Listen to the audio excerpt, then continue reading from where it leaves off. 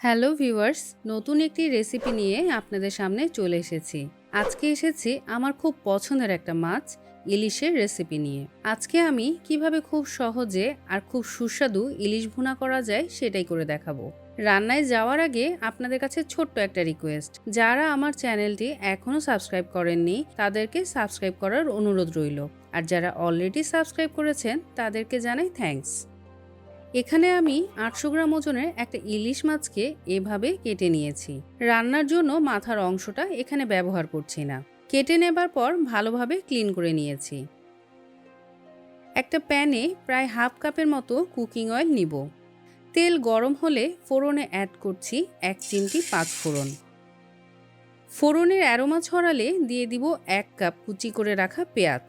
পেঁয়াজের পরিমাণটা মাছের ঝোলের গ্রেভিটা নির্ধারণ করে। আপনি কেমন গ্রেভি খেতে চান সেই অনুযায়ী পেঁয়াজ কুচি অ্যাড করতে পারবেন।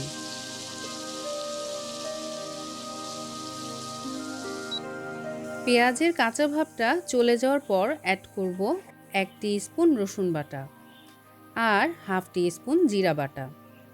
রসুন জিরা বাটার সাথেই দিয়ে দিব হাফ টিস্পুন হলুদের গুঁড়া আর 1 টিস্পুন মরিচের গুঁড়া।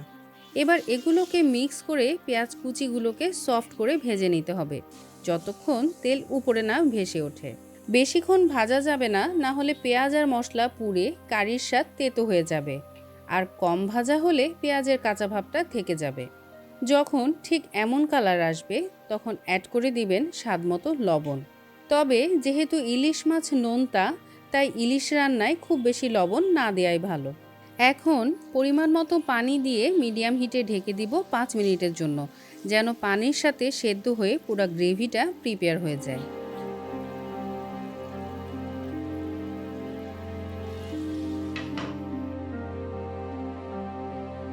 5 মিনিট পর ঢাকনাটা তুলে পেঁয়াজের গ্রেভিটা নেড়ে চেড়ে মাছের পিসগুলোকে একে একে অ্যাড করে দিব। ভিউয়ার্স, এর ফাঁকে কমেন্টসে জানাবেন কে কোথা থেকে আমার ভিডিও দেখছেন। আর আমার চ্যানেলে অলরেডি সাবস্ক্রাইবড যারা আমার ভিডিও দেখছেন, পারলে সেটাও জানাবেন। কে কে আমার এই ছোট্ট চ্যানেলের ভিডিওগুলো দেখেন সেটা আমার খুব জানতে ইচ্ছে করে। মাছের পিসগুলো সেট করা হয়ে গেলে কতটুকু ঝোল রাখতে চান সেটার উপর ডিপেন্ড করে পরিমাণ মতো পানি দিয়ে ঢেকে দিতে হবে। রান্নার সময় খুব বেশি নাড়াচাড়া করা যাবে না, কারণ বেশি নাড়াচাড়ার কারণে মাছের পিস ভেঙে যেতে পারে। এক পাশ রান্না হওয়ার জন্য ঢেকে দিচ্ছি 6 থেকে 7 মিনিটের জন্য।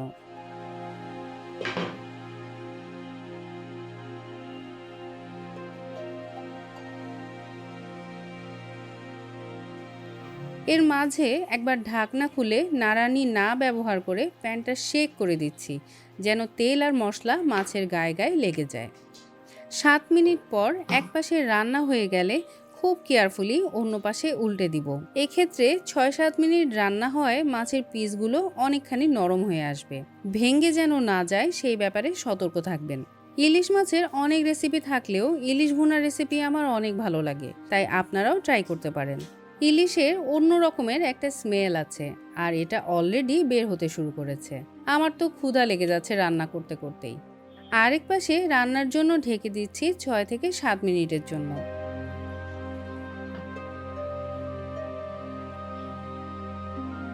বোথ সাইডে রান্না হয়ে গেলে কিছু গোটা কাঁচামরিচ দিয়ে দিব।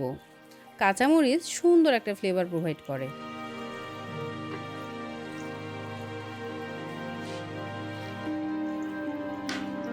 ফাইনালি অ্যাড করছি 1 টিস্পুন ধনেপাতা কুচি।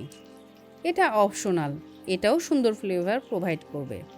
ব্যাস হয়ে গেছে খুব খুব ইয়ামি ইলিশ ভুনা। আপনারা ট্রাই করলে কেমন হয়েছে সেটা অবশ্যই আমাকে জানাবেন। আমার আজকের ভিডিও কেমন লেগেছে সেটাও জানাতে ভুলবেন না কিন্তু। সবাই ভালো থাকবেন। আল্লাহ হাফেজ।